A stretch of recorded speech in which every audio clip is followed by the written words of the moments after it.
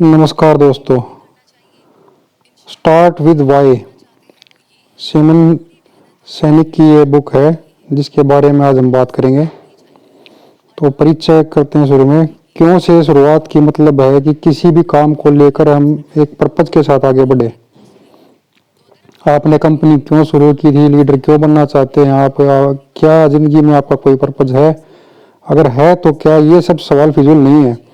आपको ये बहुत काम के लगेंगे जब आपको पता चलेगा कि कई मल्टी मिलियन कंपनियां इसलिए सक्सेसफुल हो पाई क्योंकि वे एक खास पर्पज के लिए बनाई गई थी। उन्होंने अपनी शुरुआत वाई के साथ की। इस किताब का सब टाइटल है कैसे ग्रेट लीडर्स ने लोगों को एक्शन लेने के लिए इंस्पायर किया। ग्रेट लीडर से हमारा मतलब सिर्फ उन्हीं से है जो उन्हीं से नहीं है जो पॉलिटिक्स में है, बल्कि उन सबसे है जो किसी भी इंडस्ट्री की बड़ी बड़ी कंपनियों में बड़ी पोस्ट पर होते हैं। एप्पल एक लीडिंग कंप्यूटर ब्रांड है, लेकिन बाद में मोबाइल और छोटी इलेक्ट्रॉनिक इंडस्ट्री में उतर गया। क्यों, इसके बारे में हम बाद में जानेंगे। लोगों को एक्शन के लिए इंस्पायर करना यही ग्रेट लीडरों का काम होता है। एक अच्छा लीडर ना सिर्फ लोगों को वोट हासिल करता है बल्कि उन्हें इंस्पायर भी करता है। ठीक वैसे ही लीडिंग कंपनीज भी लोगों को अपना कस्टमर बनाती है और साथ ही उन्हें इंस्पायर भी करती है। ग्रेट लीडर्स के कई लॉयल फॉलोअर्स होते हैं जो उनके लिए किसी भी तरह का सेक्रीफाइस करने के लिए हमेशा तैयार रहते हैं, फिर चाहे कोई भी रास्ता क्यों न अपनाना पड़े। फॉलोअर्स अपने लीडर की इसलिए सुनते हैं क्योंकि वो उन्हें इंस्पायर करता है। हर सक्सेसफुल कंपनी के अपने लॉयल कस्टमर होते हैं। कंपटीटर भले ही उनसे बेहतर और नया प्रोडक्ट निकाल लें, मगर कस्टमर इतनी जल्दी उनसे नहीं खरीदते। वे अपनी पसंदीदा कंपनी और ब्रांड के लिए लॉयल रहते हैं। तो ऐसा कैसे हुआ, कैसे उस कंपनी ने इतने लॉयल कस्टमर बनाए। ऐसा वाई पर्पज के साथ शुरुआत की इसलिए हुआ। तो पहले बात करेंगे, जैसे इसमें एग्जांपल के तौर पर मोटरोला ने अपना फ्लिप टॉप मॉडल रेजर 2004 में निकाला। कई हॉलीवुड सेलिब्रिटी और प्राइम मिनिस्टर ने भी ये फोन खरीदा। मोटो के लिए सक्सेस थी बहुत बड़ी। कुल मिलाकर उसने 50 मिलियन यूनिट बेचे। हालांकि 4 साल में ही उसके कई नकल वाले फोन मार्केट में आ गए बढ़िया फीचर के साथ, तो मोटरोला की चमक फीकी पड़ गई। इसलिए हुआ ये क्योंकि कंपनी ने इंस्पिनिस के बदले मैनिपुलेशन इस्तेमाल किया, तभी उसे अपने सारे कस्टमर खो दिए। इसमें कोई लॉयल्टी वाली बात नहीं थी। मोटरोला ने नया प्रोडक्ट निकाला, लोगों को पसंद आया तो उन्होंने खरीदा, मगर किसी और ने अगर बेहतर प्रोडक्ट बनाया तो कस्टमर उसकी तरफ खींच चले गए। वहीं अगर मोटरोला ने अगर लॉयल कस्टमर बनाए होते तो सिर्फ मोटरोला के ही प्रोडक्ट खरीदते। तो मोटरोला ने रेजर के साथ किया वो सिर्फ एक नॉवेल्टी थी, एक तरह का मैनिपुलेशन। मगर लॉयल्टी पाने के लिए कुछ बड़ा सोचना पड़ता है। लोगों इंस्पायर करना इतना आसान नहीं है। जब आप लोगों को मैनिपुलेट करोगे तो वे बस थोड़े से वक्त के लिए आपको फॉलो करेंगे। आप भले ही उनसे काम निकलवा लें, मगर उनकी लॉयल्टी हासिल नहीं कर सकते हैं। कोई भी ग्रेट लीडर ऐसा नहीं करता है। जिन तरीकों से किसी को मैनिपुलेट किया जा सकता है वो है डर, प्रेशर, एस्पायरेशन, प्राइस, प्रमोशन और नोवेल्टी। वोट लेने के लिए कोई पॉलिटिशियन डर का सहारा ले सकता है। वो पीर प्रेशर से पैसे देकर झूठे वादे करके अपने लिए जनता वोट हासिल कर सकता है। इसी तरह सेल्स इंक्रीज करने के लिए कंपनियां भी अपने प्राइस ड्रॉप कर लेती है। कुछ कंपनियां प्रोमोज और इंसेंटिव देती हैं या फिर नया प्रोडक्ट लॉन्च करती हैं, मगर ये सब अच्छे लीडरशिप का एग्जाम्पल नहीं माना जाएगा। मैनिपुलेशन किसी भी कंपनी या ऑर्गेनाइजेशन को कमजोर करता है। लोग उन्हें फॉलो तो करते हैं मगर बस कुछ टाइम तक। मैनिपुलेशन के लिए काफी पैसा भी खर्च करना पड़ता है, फिर भी ये इतना इफेक्टिव नहीं रहता।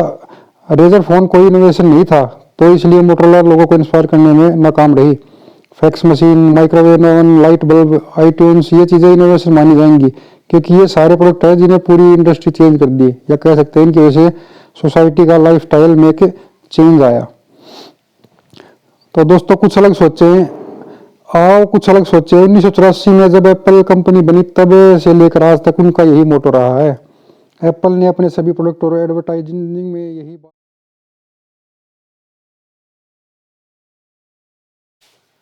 यही रीजन है और यही एप्पल का स्ट्रॉन्ग पर्पज है जिसे लेकर कंपनी चलती है। आईट्यून्स ने म्यूजिक इंडस्ट्री को बदल कर रख दिया। 2000 के शुरुआती दिनों में लोग गानों के लिए सीडी बर्न करते थे। रिकॉर्डिंग कंपनियों के लिए पायरेसी एक बड़ी मुसीबत बन गई थी। तब स्टीव जॉब्स ने आईट्यून्स निकाल कर लोगों के सामने एक अल्टरनेट रखा। आईट्यून्स और आईपैड ने म्यूजिक इंडस्ट्री को डूबने से बचा लिया। क्या आपको मालूम है कि ये MP3 प्लेयर असल में एप्पल ने नहीं बनाया था? दरअसल ये क्रिएटिव टेक्नोलॉजी सिंगापुर लिमिटेड के दिमाग की उपज थी, लेकिन फिर इसका सारा क्रेडिट एप्पल कैसे ले गया? क्रिएटिव ने अपने प्रोडक्ट को 5 GB MP3 प्लेयर नाम से रिलीज़ किया, लेकिन एप्पल ने आईपैड को कुछ ऐसे पेश किया, 1000 गाने आपकी एक पॉकेट में।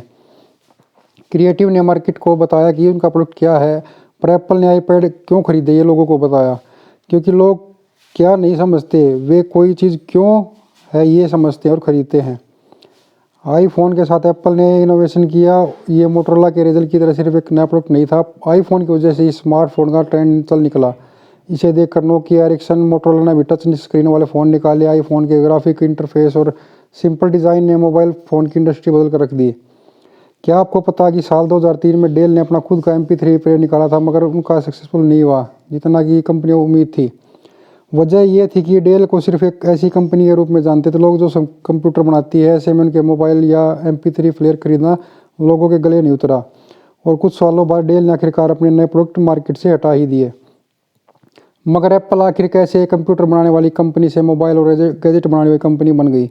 वो इसलिए क्योंकि एप्पल का एक ही मकसद था, कुछ अलग सोचना। यही वजह है कि जो भी प्रोसेस और प्रोडक्ट कंपनी बनाती, उन सब के पीछे कुछ अलग करने की सोच काम करती। एप्पल ने अपनी शुरुआत वाई के साथ की। सबसे पहले तो कंपनी ने एक स्ट्रॉन्ग पर्पस एस्टेब्लिश किया, जो सबसे हटकर सोचना था। आज हम एप्पल को वाई के लिए जानते हैं, ना कि व्हाट के लिए। जब कंपनी बनी थी तो उसका लीगल नाम एप्पल कंप्यूटर इंक रखा, लेकिन 2000 में कंपनी ने अपना नाम बदलकर एप्पल इंक कर लिया। ऐसा इसलिए किया क्योंकि कंपनी तब अब कंप्यूटर के अलावा काफ़ी कुछ बनाती है। गोल्डन सर्कस, HP और डेल जैसी कंपनियां व्हाट से शुरुआत करती हैं, दोनों बढ़िया फीचर वाले प्रोडक्ट लॉन्च करती हैं, फिर भी उनके इतने लॉयल कस्टमर नहीं है जितने कि एप्पल के हैं। ऐसा नहीं कि मार्केट में अच्छे कंप्यूटर नहीं है, एक से एक बढ़िया कंप्यूटर बढ़िया स्पेक्स के साथ मार्केट में अवेलेबल हैं, फिर भी एक मैक लवर सिर्फ एप्पल को सबसे पहले चुनेंगे। जब आप लोगों को बताते हो कि उनका प्रोडक्ट क्या है, आपका प्रोडक्ट क्या है, तो लोग उसके बढ़िया फीचर्स की अप्रिशिएट भी करते हैं। मगर जब आप उन्हें अपनी कंपनी या पर्पस भी समझाते हैं, तब जाकर वे आपके लॉयल कस्टमर बनते हैं। क्योंकि हम इंसानों पर पर्पस, बिलीफ और फीलिंग्स का एक स्ट्रॉन्ग इफेक्ट पड़ता है, क्योंकि हमारा दिमाग बना ही कुछ इस तरह है। जिस बात पर कस्टमर बिलीव करते हैं, अगर आपकी कंपनी भी उसी बात पर बिलीव करती है, तो कस्टमर कंपनी लॉयल हो जाते हैं। जब कंपनी के एम्प्लॉयज़ भी उस पर्पस को फील करने लगते हैं, तो उन्हें अपने काम में और भी ज़्यादा मोटिवेशन मिलती है। अगर आपके पास स्ट्रॉन्ग पर्पस है, तो यकीनन आप लोगों को इंस्पायर करके उन्हें लीड कर सकते हैं। तब इस बात से कोई फ़र्क नहीं पड़ता कि आप क्या कर रहे हैं। ज़रा नीचे देखिए, इस डायग्राम को देखिए, उसमें बड़े सर्कल के सेंटर में वाई लिखा है। ये वाई कंपनी का पर्पस बताता है। जिसके बाद अगला लेवल है हाउ, जिसका मतलब प्रोडक्ट बनाने के लिए कंपनी प्रोसेस और डिसीजन कैसे लेती है। और इसके आउटर पर अब व्हाट है, वो बताता है कि प्रोडक्ट या सर्विस क्या है जो कंपनी प्रोवाइड कर रही है। ज़्यादातर कंपनी सर्कल के आउटसाइड से इनसाइड कम्युनिकेट करती हैं। वे हमेशा यही बताती है कि उनका प्रोडक्ट कितना अच्छा है, मगर ये नहीं पता चलता कि ये पर्पस साथ लेकर चलने से लोगों पर इसका इफेक्ट ज़्यादा पड़ता है। ज़्यादातर कंपनीज के पास कोई क्लियर पर्पस नहीं होता उन्हें करना क्या है। वहीं दूसरी तरफ एप्पल जैसी कंपनी इसलिए सक्सेसफुल होती है क्योंकि वह इनसाइड से या आउटसाइड कम्युनिकेट करती है। जो कुछ एप्पल करती है उसके कोर में एक पर्पस होता है, और वो पर्पस है कुछ अलग सोचना। कस्टमर ये बात समझते हैं, तभी तो उन्हें एप्पल केयर प्रोडक्ट में वो पर्पस दिखाई देता है जो उन्हें खरीदने के लिए इंस्पायर करता है। यहाँ कस्टमर इसलिए लॉयल है क्योंकि वे एप्पल की तरह एक ही कुछ अलग सोचने पर बिलीव करते हैं। अगर आप लीड करना चाहते हो तो ये ना सोचें कि आप लोगों को क्या दे सकते हैं, आप वहीं से शुरुआत करें और लोगों को अपना पर्पस बताएं। अगर लोग भी उस पर्पस पर बिलीव करते हैं जो आपका है, तो यकीनन वे आपके लॉयल बन जाएंगे, वह आपसे इंस्पायर होकर आपको फॉलो करने लगेंगे। इस इंपॉर्टेंट कॉन्सेप्ट को याद रखिए, इसे गोल्डन सर्कल कहते हैं, जिसमें वाई है आपका पर्पस, हाउ है प्रोसेस, और व्हाट है आपका प्रोडक्ट। अगला उदाहरण दोस्तों, कॉफ़ी से कुछ बढ़कर सेंस ऑफ बिलोंगिंगनेस हम इंसानों में पैदाइशी होती है। हम हमेशा सेफ और कनेक्टेड फील करना चाहते हैं। ये एक ह्यूमन नीड है कि हम अपने आसपास से जुड़े रहना चाहते हैं। जब हम वैकेशन के लिए अपनी कंट्री से बाहर जाते हैं, तो वहाँ अपनी कंट्री के लोगों को देखकर हमें अच्छा लगता है, हमें ये फील होता है कि हम अपने ही लोगों के बीच हैं। इसी तरह हम उन्हीं कंपनीज़ के साथ बिलोंगिंग फील करते हैं जिनके बिलीफ हमारे जैसे हों। हम उनके प्रोडक्ट इसलिए खरीदते हैं क्योंकि हमारा वाई सेम होता है। इससे हमें पता चलता है कि जिस बात पर हम यकीन करते हैं कंपनी भी करती है। प्रोडक्ट और ब्रांड हमें बिलोंगिंग की फील कराते हैं। हम इस तरह से कंपनी के बाकी कस्टमर से भी कनेक्टेड फील करने लगते हैं। वाई से अपनी कंपनी या ऑर्गेनाइजेशन की शुरुआत करने से ज़्यादा इम्पैक्ट पड़ता है, क्योंकि हम इंसान अपना हर काम फीलिंग्स की वजह से ही करते हैं। ये गोल्डन सर्कल काफ़ी इफेक्टिव है क्योंकि ये हमारे दिमाग के मेजर लेवल से रिलेट करता है। आप क्या बनाते हैं, इससे ज़्यादा आप क्यों बनाते हैं, इस बात का असर लोगों पर पड़ता है। जो स्टारबक्स ऑफर करता है वो वाट उनका प्रोडक्ट कॉफ़ी है, मगर उनका पर्पज़ वही है, लोगों को कॉफ़ी पीते हुए कंफर्टेबल फील करवाना। ये सब जानते हैं कि स्टारबक्स अपने कस्टमर को एक नाइस फीलिंग और नाइस एक्सपीरियंस देता है। यूँ तो बाकी काफ़ी शॉप्स भी हैं जहाँ लोग बैठकर बढ़िया कॉफ़ी पी सकते हैं, फिर भी लोग फीलिंग्स की वजह से स्टारबक्स को चूज़ करते हैं। हॉवर्ड शूल्स स्टारबक्स के फाउंडर नहीं है, उन्होंने 1982 में इस कंपनी को ज्वाइन किया था। ये सिएटल में स्टारबक्स की सबसे पहली ब्रांच खुलने के 10 साल बाद की बात है, लेकिन हम आज स्टारबक्स को जिस चीज़ के लिए जानते हैं वो हॉवर्ड की वजह से ही है। उनकी ही सोच थी कि स्टारबक्स एक कॉफ़ी से कहीं बढ़कर है। कंपनी के तीनों फाउंडर की वजह से फ्रस्ट्रेट हो गए थे, क्योंकि वो जो देख रहे थे वो तीनों फाउंडर नहीं देख पा रहे थे। जेव सीगल, जेरी और गॉर्डन कस्टमर को सिर्फ कॉफ़ी बीन्स बेचकर ही खुश थे। सूर्य इटली के एस्प्रेसो बोर्स से काफ़ी इंस्पायर थे। वे अपने कस्टमर को एक ऐसा कंफर्टेबल प्लेस देना चाहते जहां बैठकर वे आराम से कॉफ़ी कैसी प्लेस के स्टूल्स स्टारबक्स को लोगों के लिए एक थर्ड स्पेस बनाना चाहते थे, जो आराम के कुछ पल गुजारने के लिए घर और ऑफिस के अलावा एक और जगह हो। स्टूल्स के स्टारबक्स ज्वाइन करने से पहले यूनाइटेड स्टेट्स में बहुत कम काफ़ी शॉप्स हुआ करती थी, वो भी सिर्फ कुछ यूनिवर्सिटीज़ के अंदर। लेकिन स्टारबक्स के आने से यूनाइटेड स्टेट्स में काफ़ी पीना एक कल्चर बन गया। इससे काफ़ी पीने का नया माहौल बना दिया, जहां बैठकर लोग रिलैक्स कर सकते हैं, किताबें पढ़ सकते हैं, अपने लैपटॉप पर काम कर सकते हैं या फिर दोस्तों के साथ गप्पे मार सकते हैं। और ये सब हॉवर्ड स्टूल्स के स्ट्रॉन्ग विजन की वजह से ही पॉसिबल हुआ। उनके पास स्टारबक्स को चलाने का एक पर्पज़ था। इन 10 सालों में उनकी स्टारबक्स की गिनती 1000 से बढ़कर 13,000 ब्रांचेस तक पहुंच गई है। हॉवर्ड एक ग्रेट लीडर हैं, क्योंकि उन्होंने वाई से शुरुआत किया। वे स्टारबक्स में एक पर्पज़ के साथ आए थे, वे लोगों को कंफर्टेबल फील करवाना चाहते थे। लोगों ने इस फील को रिलेट किया और उनके लॉयल कस्टमर बन गए। बेशक और भी कॉफ़ी शॉप्स होंगी जहां बढ़िया कॉफ़ी मिलती है, पर स्टारबक्स ने अपनी अलग पहचान बना ली है। इससे काफ़ी पीने का एक नया कल्चर निकला, जिससे लोगों ने बहुत पसंद किया, और यही उनकी सक्सेस का सीक्रेट है। तो हम कह सकते हैं स्टारबक्स ने सोसाइटी बदल दी। हार्ले डेविडसन, क्या आपने किसी आदमी को हार्ले डेविडसन के टैटू के साथ देखा है? क्यों कोई किसी कंपनी टैटू लोगों का टैटू अपनी बॉडी पर बनवाएगा? क्या लोग अपनी बॉडी में किसी और कंपनी का टैटू ही बनवाते हैं? लोग हार्ले डेविडसन का टैटू अपनी बॉडी में इसलिए बनवाते हैं क्योंकि हार्ले डेविडसन को अपना पर्पज़ लोगों को समझाना बड़े अच्छे से आता है। हार्ले डेविडसन का ये लोगो एक बिलीफ का सिंबल बन गया और अमेरिका में ये टैटू काफ़ी कॉमन है। जो लोग हार्ले चलाते हैं उनके लिए हार्ले सिर्फ एक ब्रांड नहीं, लाइफस्टाइल है। और हार्ले ने ही ये मुकाम अपनी कई सालों की मेहनत, कंसिस्टेंसी और डिसिप्लिन और क्वालिटी से पाया है।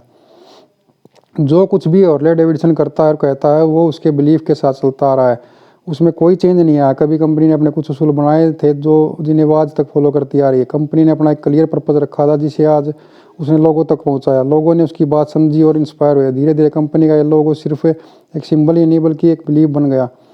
हर प्रोडक्ट जो कंपनी बनाती है उसके पीछे ये बिलीफ काम करता है। उनके अपनी बॉडी में हार्ले डेविडसन का टैटू बनवाने वाले रैंडी फाउडर कहते हैं ये टैटू मेरी पहचान का सिंबल है, या यूँ कहें कि मेरी पहचान और मेरी पहचान के लिए एक अमेरिकन हूँ मैं।